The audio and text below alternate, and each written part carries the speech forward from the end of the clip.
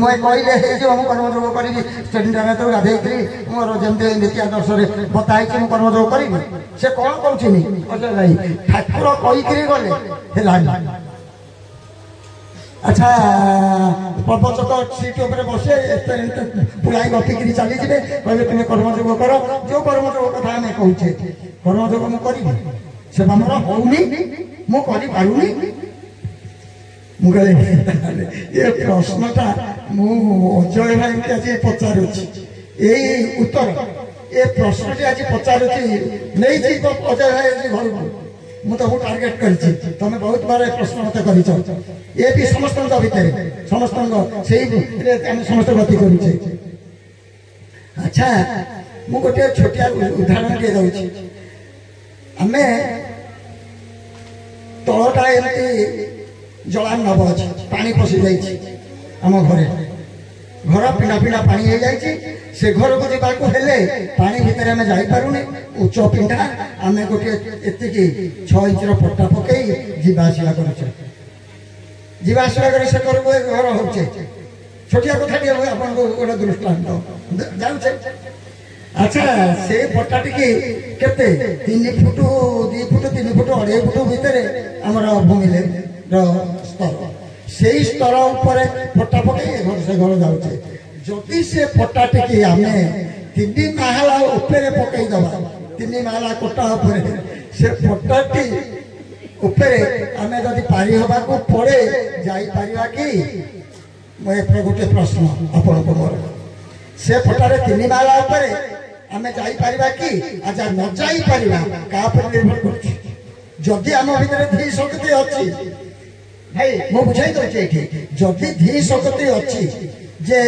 ए पट्टाटी गले भांगी पड़ पट्टाटी जदि मु 3 माला तल को गली पड़ी पड़ी प्राण वायु निश्चित मरबी ए ना सार अच्छी मो भीतर धी शक्ति अच्छी ना मो भीतर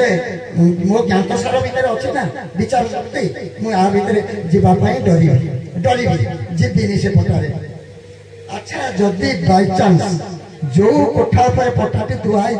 आर कोठा को लंबी से कोठाटी निया लगिगला देखुचे कोठा भितर कौन निया चलिला कोठा ऊपर को ताप आसुची कौन हम सार मत कहतु कौन करी मु अजय भाई ए दृष्टांत नूतन तथ्य ठाकुर कौन करी आसब से बेले भितर एमती भी मरबी अग्नि भी मरबी बरग कोठा उपर ट्रायल लेबी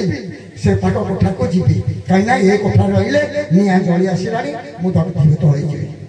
अच्छा से ये जो निष्पत्ति किए ने सी आपण ने ना गुरु ने ना प्रवचक ने निजे किए निष्पत्ति से कहते प्रभुपाद चरम पृष्ठारे कौथे ना 8 नंबर जननी जठर जराउरे प्रत्येक व्यक्ति भीतर हमें सृजन शक्ति दृढ़ कथा बुझे कौन कही समस्त भीतर सृजन शक्ति देचु माने नुआ करी गढ़ी तोड़ार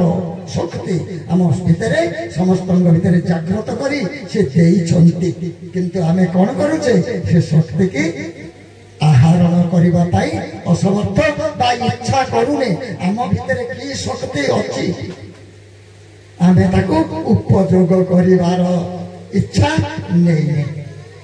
प्रभुपाद गोस्वामी थरे कहले सारे कले आसुची परमाणु प्रलय जो रासायनिक प्रलय आसीब से प्रलय रोकी दबा परमाणु शक्ति की इनएक्टिव कर दबा यही नरंग नरतनु अच्छा हिमालय साधु मैंने इनएक्टिव करदे जोटा कि भारत को रक्षा करने धर्म राज्य हूँ भारत भारत को रक्षा करने से शक्ति प्रयोग करेंगे मनीष भर कि शक्ति अच्छी मनीष भर जदि शक्ति अच्छी परमाणु बोमा को तैयारी करुच्ची परमाणु तो बोमा को इनएक्टिव कर आम से मनीष ना कहतु सारे जदि आपण गोटे छोट पिला को पाठ पढ़े पढ़े जड़े आप वैज्ञानिक कर कालक्रमे वैज्ञानिक होकर छिड़ा वैज्ञानिक कर मूल यही मनीषर शक्ति अच्छी ना कंप्यूटर को तैयारी करी किए कंप्यूटर को तैयारी करी मनीष ना कंप्यूटर को तैयारी करी मनीष ना विज्ञान को तैयारी करी किए मनीष ना तेणु मनीष भितर जो शक्ति आम भितर अच्छी से शक्ति की आम उपयोग कर शैली तार जो माने जमी उपयोग हम आम उपयोग करने थे चेष्टा करने आम भितर कि शक्ति अच्छी थे दले साधु गले काशी तीर्थ कर काशी तीर्थ करने भजन कीर्तन जोर चली डंगार बसी नदी भितर जीवे काशी तीर्थ को ये समय कौन है चली कीर्तन राति पाई जाइए किंतु देखला बेलू डंगा मंगल दौड़ी फिटे दौड़ी फिटे को मन ना तेणु ये कथा टी प्रभुपाद गोस्वामी कहले मुझे यार माने आप कहले जे ना डंगा फिटा है दौड़ी फिटा है ये मने मने काशी मने मने प्रवचक मने मने आम सब माने पास कर कौन मास्टरी ठाकुर कहते तू कौन साहित्य मन पका निज गुण को नहीं मास्टरी करूँ गुरुगिरी करूँ तेणु ये सब भाविले आम गुरु हो किंतु डंगारू मंगुरु दौड़ी फिटा है मुझे कथा कहबार तात्पर्य ना तुम देह रूपक डंगा 19 परिवार 19 प्रकृति नहीं भाषुची कौटी भव समुद्र भितर डंगा मंगरे जे बसी किए काल धरी काट से काटटी हूँ तुम जीवन जीवन रूपक काट को धरी भव समुद्र भितर देह रूपक डंगार मंगरे त्रिगुण दौड़ी रे बांधी काल बसी जी प्रवचन दौची सी मंगेरे भी काल जी धर्म कथा कहती मंगेरे भी काल तार काल हाथ विस्तार अच्छी पाइब पाइब अपन कथा गुरुगिरी किंतु समस्त डंगार मंग को 3 दौड़ी रे बांधी जीवन रूपक काट को धरी बसी काल ए देह रूपक डंगारे किंतु डंगा मंगरू दौड़ी फिटिनी देखला ये काशी जाऊनी राति सारा ये देह कौन आम पहुंची गलु शेष तार अर्थवाद यही कथा खराब गोटे दृष्टांत मुझे ना एकमात्र गुरु जदि से डंगारे आम गुरु को थरे प्रतिष्ठा करदे से कहले कथा टे जे कालसे जगत गुरु को से महाकाल करुथाई भय बुझिले ना एकमात्र काल भय होची गुरु गुरु अंग हो सतगुरु हूँ जगत गुरु हूँ जो डंगारे गुरु थरे मंग धैले जीवन रूपक कात को धरी बसी गले बसइबार उपाय केमिति बसइबा गुरु को केमिति बसइबा से बात कहले मातृत्व ममता मते सब भूली गलु भल मंद विचार को मनरे ननेलु से लिखी जे तू बहुत समय आसी कहूँ तोर असुविधा तोर धारा करूँ तू जनाऊँ आम ये कर चालाकी करी आम पाखर खसी जावाक चाहूँ कहला कि तेणु आम सब कौन कले से जो मातृत्व ममता भितर आम कौन भूल करुचे ठीक करुचे से आमको दर्शे माँ केवे धरबनी पितृत्व भाव अनुशासन देले देखिले तो या कर किंतु मातृत्व ममता भितर क्षमा करदे ये समस्ते कहती गुरु धर्म जो जदि 25 हाथ गुरु 21 हाथ दूर गुरु को प्रणाम कर गुरु को जापर पाखक आम गले कौ भाव आम कौ भाव गले से जो असुविधा मातृत्व भावटी आमको देदे मातृत्व भाव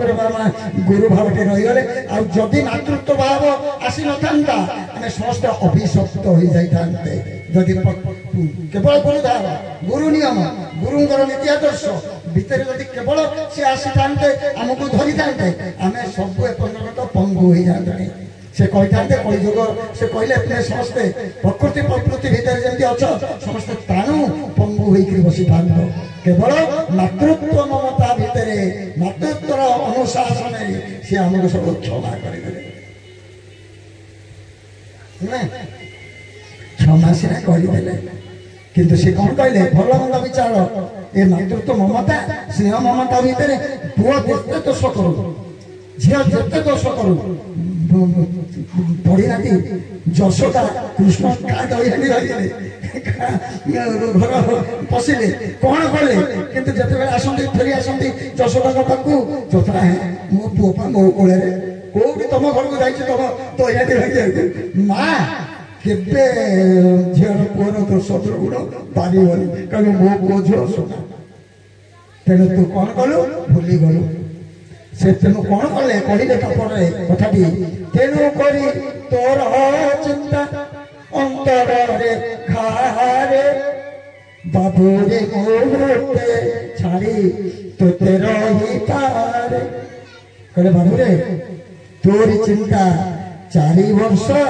जो रहिले घर भितर तांकर जो आशीर् वचन 4 वर्षर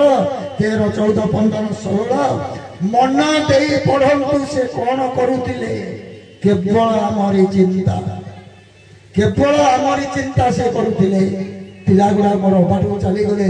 केमिति ताको बाट धरे केमिति बाट को नेबी बुझिला तेणु 40 नंबर चरम रे बाध्य होई देखिछिनी तोर सब काम रे मो संतुष्ट हेले रे बाबू बुझिला देखिले मो पिला गण को बाट को नै जीवी मो गदी तोर अशांति ताको ऊपर ही जाय बुझिले ना तेणु से कहले तेणु करी तोर चिंता बाट को जीवा पाई 4 वर्षर तांकर सेही आशीर्वचन रे सब प्रकाश कर देइचंती तांको अंतरर व्यथा भल कि आम पाई कौन से करुले 4 वर्ष निवृत्त कोठरी भितर तेणु से कहले तापर कथार बड़ाई निष्ठुर से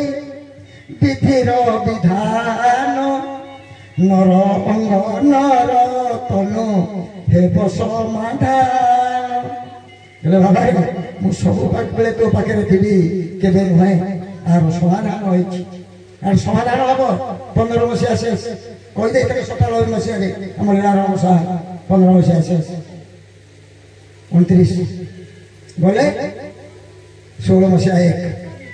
बुझे समझी समय तेणु से कहले बड़ाई निष्ठुर से विधिर विधान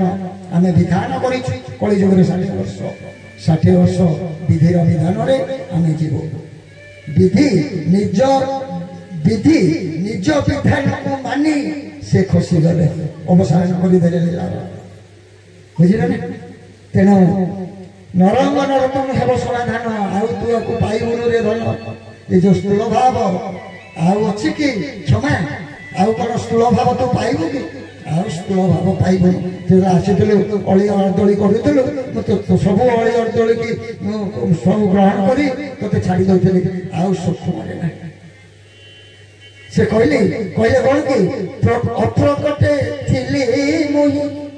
प्रकट होइले प्रकट होइल तोते जहा देइथिली मोह आज जो थर तते धरी पारि नथिले चैतन्य स्वरूप तो भीतर रही आज प्रकट है नरंग नरतनु धरी तते जहा आज देइछि धरिबा को आसीछि गोटे भल कथा टे कहि दउछि पारा रखुआल पाराटी जदि उड़ुची माधी पारा ताकू धरिबा पाई नर पाराटी छाड़िले से आसीबो मंचू जदि उड़ुची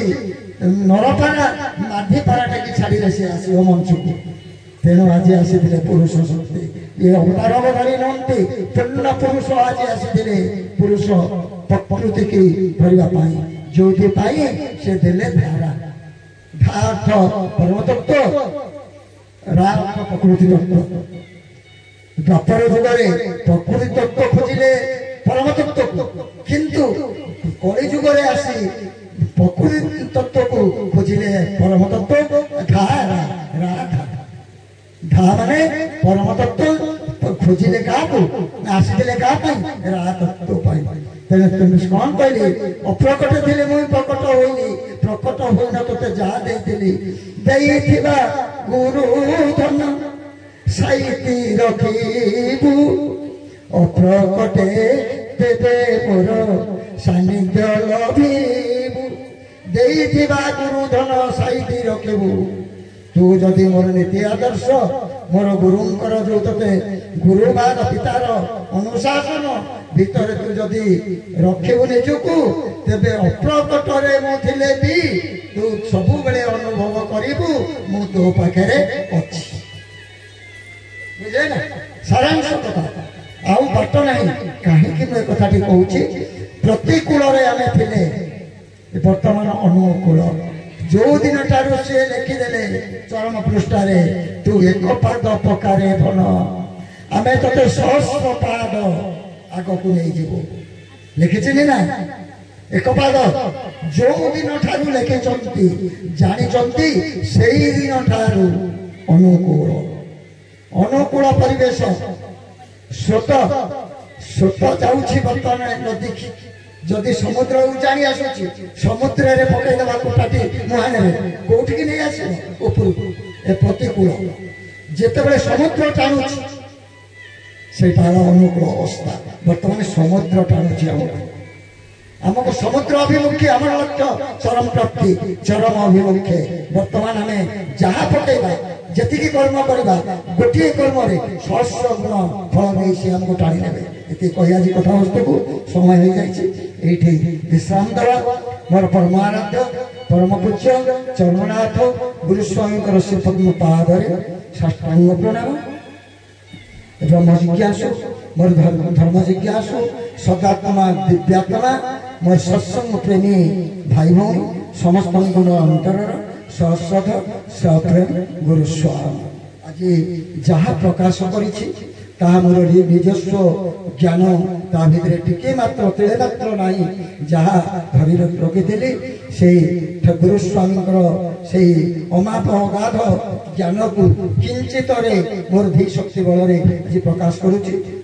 गुरुस्वामी गुरुस्वामी।